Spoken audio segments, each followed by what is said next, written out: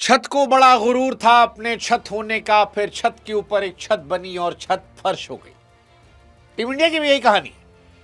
पहले 3 मैच में जिस तरह से इंडिया ने न्यूजीलैंड को रौंदा था, हम और आप ये मान बैठे थे कि इस टीम को हराना नामुमकिन है। लेकिन क्रिकेट वो आपको एहसास कराता है कि क्रिकेट में गुरु नामुमकिन कुछ नहीं होता। इंडिया भी ऐसा नहीं कि अनडिफिटेबल है, हारेगी अगर बेहतर नहीं खेलेगी।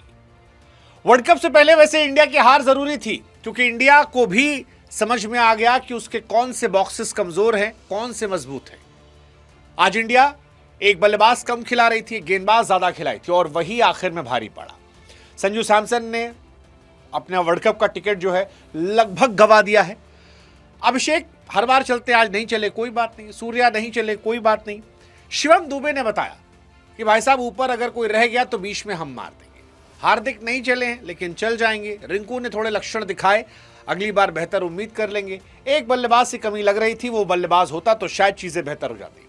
गेंदबाजी इंडिया की सवालिया निशान वाली थी, क्योंकि कुलदीप और बिश्नोई के बीच में कंपटीशन था। पिछले मैच में बिश्नोई ने एज लिया था, लेकिन इस मैच में कुलदीप ने बताया कि देखो भैया, form is temporary, class is permanent, और हमसे अलविदा नहीं कर सकते। अर्शदीप असरदार थे, हर्षित ठीक ठाक थे, बुमराह हर बार की तरह ठीक थे। कुल मिलाकर कहें तो यह मैच न्यूजीलैंड की आन मान शान इज्जत आबरू का था, जिसमें न्यूजीलैंड ने इंडिया को 50 रनों से हरा दिया। 50 रनों से। वर्ल्ड कप से पहले यह सेकेंड लास्ट मैच था, और इस मैच में हार उम्मीद करते हैं कि वर्ल्ड कप ट्रॉफी उठाने के पहले एक सेटबैक की तरह होगी, जहां पर इंडिया को समझ में आया होगा कि आगे उससे क्या करना है। हालांकि आज शिवम दुबे के लिए थोड़ा बुरा लगा, क्योंकि जिस तरह वो आउट हुए 65 रन बनाकर, वो थोड़ा तकलीफ देता, क्योंकि एक वक्त लग रहा था कि भाई साहब ये युवराज सिंह की आत्मा इनके अंदर भी आ गई है, वो खाली अभिषेक शर्मा के अंदर नहीं है। अभिषेक शर्मा ने 14 गेंद पे 50 मारा था, इन भाई साहब ने 15 गेंद पे मार दिया। 23 गेंद पे 65 रन बनाकर एक खेल रहे थे, और ये इंडिया के लिए एक बड़ा पॉजिटिव साइन है, क्योंकि Shivam Dube fast bowling allrounder है, और ये बहुत कमाल की चीज है। हार्दिक और शिवम दुबे का फास्ट बॉलिंग ऑलराउंडर होना इंडिया को थोड़ा एक्स्ट्रा एज देता है। 15 गेंदों पर 50 रन इस मैच में, आई थिंक ये एक बड़ा खूबसूरत लम्हा था, जिसको हम सब ने एंजॉय किया, और बहुत मारा। मतलब हम लोग ये मानते थे कि स्पिनर के सामने ये काल हैं, लेकिन वो काल आज दिखा। पहली बॉल डबल, दूसरी बॉल चौका, फिर तीसरी बॉल छक्का, फिर चौका, फिर छक्का, फिर छक्का। दुबे जी ने अकेले अकेले ही स्पिनर को खा ली, और बताया कि जब स्पिन गेंदबाज हूं तो वहां पर हनुमान जी वाली ताकत जो है वो रखते हैं, और युवराज सिंह की लेगेसी को भी ये मेंटेन करते हैं। अच्छा चल रहा है। युवराज 12 पे, अभिषेक 14 पे, और शिवम दुबे 15 पे। 7 छक्का 3 चौका, 282 का strike rate, third fastest 50 for India in T20s, third best strike rate in inning in T20 for India, third most runs in over by Indian in T20 history. So आज शिवम दुबे के नाम काफी ज्यादा रिकॉर्ड थे, बहुत बहुत बहुत ज्यादा रिकॉर्ड थे। हालांकि अभिषेक आज नहीं चले, और आई थिंक उसका इंपैक्ट दिखा। अगर ऊपर से अभिषेक शर्मा नहीं चलते हैं, सूर्या आउट हो जाते हैं, और ईशान किशन नहीं है, जो पिछले 3 मैच में आपकी जीत के सूत्रधार थे, तो आपकी बैटिंग थोड़ी हिलती तो है साहब। ये आपको समझ में आज फिर आ गया कि आपकी ताकत जो है वो ऊपर के 3 में है। ऐसे में नीचे वालों को जिम्मेदारियां और लेनी पड़ेगी। आप 8 नंबर तक जो बैटिंग रखते हो वो रखना पड़ेगा। इस मैच में अगर मैं कहीं डिसअपॉइंट हूं तो वो सिर्फ संजू सैमसन से, क्योंकि संजू सैमसन को मौका मिला था, आज स्टार्ट भी मिल गया था, लेकिन जिस कैजुअल तरीके से मिचेल सैंटनर की बॉल पर वो आउट हुए, I think it was very disheartening, painful, क्योंकि यार आप एक्सपेक्ट करते हो कि आप थोड़ा बेहतर करोगे, बट उन्होंने बेहतर नहीं किया। मतलब और क्या चाहिए आपको? 4 मैच लगातार मिले यार। 4 मैच में अगर आप रन नहीं बना पाते हो और आप लगातार फ्लॉप होते तो फिर क्या करेंगे?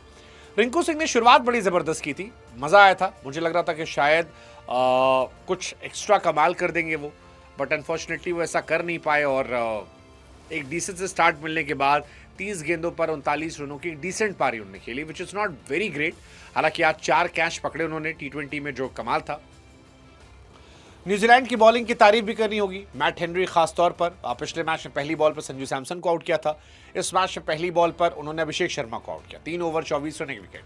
आज सैंटनर की तारीफ करनी होगी। सैंटनर बहुत पिट रहे थे, और कमेंटेटर्स बार बार कह रहे थे कि यार मिच सैंटनर जो हैं वो इतने इम्पैक्टफुल नहीं है, लेकिन आज 4 over 26 run 3 wicket. I think ये मैच डिफाइनिंग मोमेंट था।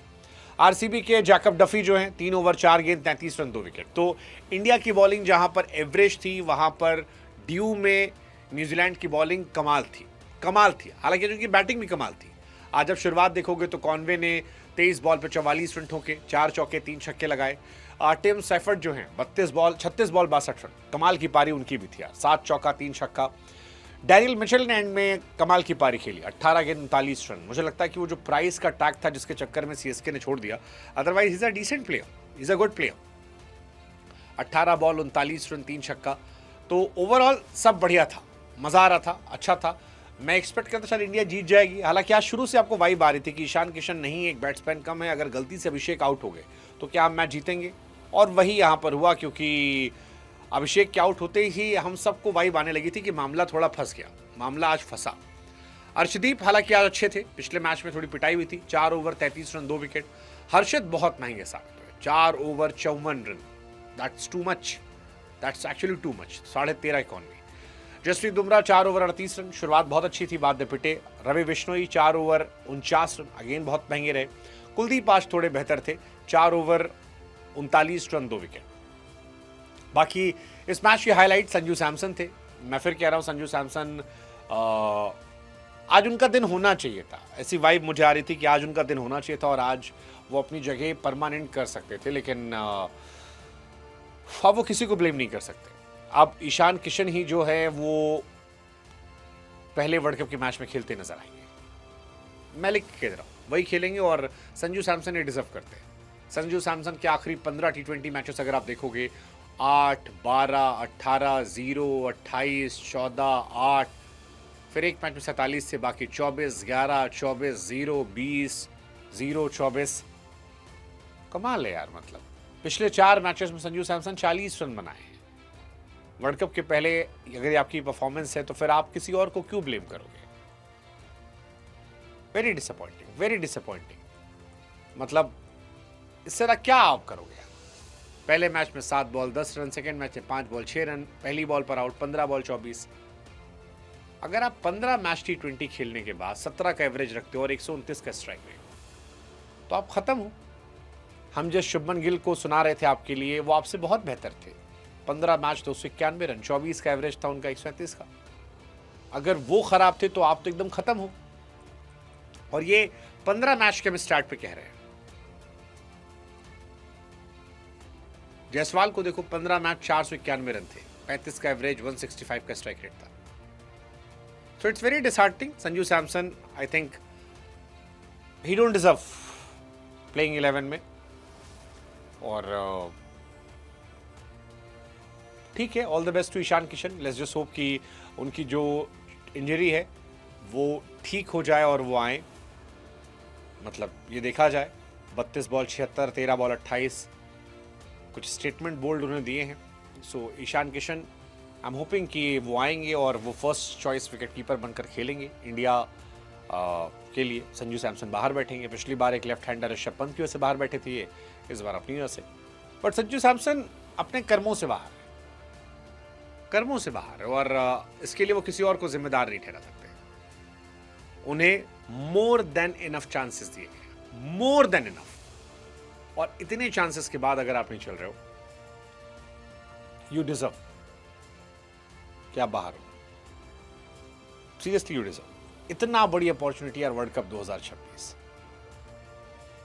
कहा एक सवाल इसमें हो सकता है कि अय्यर को नहीं खिलाया गया, बट आई थिंक अय्यर को ना खिलाने का लॉजिक एक है कि जब तिलक वर्मा की वापसी होनी है तो श्रेयस अय्यर को खिलाएंगे।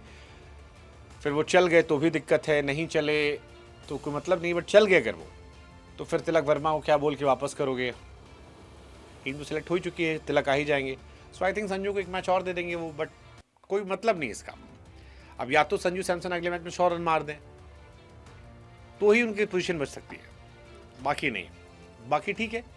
आई थिंक इंडिया ने बहुत सारे एक्सपेरिमेंट किए इस मैच में, जो T20 वर्ल्ड कप से पहले किया गया। लेट्स होप कि चीज़ें बेहतर हों, देखते हैं। बट एक झटका था ये, स्पीड ब्रेकर, जिसके बाद गाड़ी फिर आप तेज चलाओगे। लेकिन कुल मिलाकर कहानी वही कि इंडिया नॉट अनडिफिटेबल। इंडिया भी हार सकती है। मतलब इस टीम को देख के पल भर लग रहा था कि ये टीम हार नहीं सकती, पर हार सकती है। और यही क्रिकेट की खूबसूरती है, जीत क्रिकेट की हुई है।